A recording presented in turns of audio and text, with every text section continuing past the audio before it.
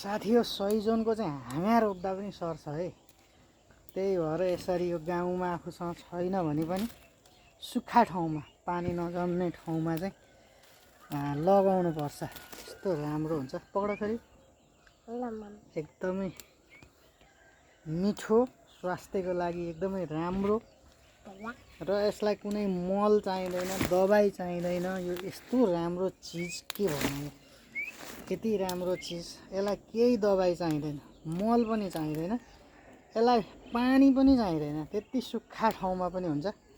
पानी जम्ने ठाउँमा चाहिँ ल पानी जम्ने ठाउँमा चाहिँ रोप्न हुँदैन। यसरी के एउटा ल भरेला पनि हुन्छ।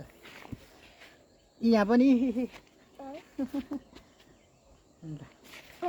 एकदमै यो चाहिँ पानी जम्ने ठाउँमा पनि हुन्छ। अब यसलाई काटिसक्यो नि, अब यो चट्ट अर्को ठाउँ रोपिदिने हो फेरि है।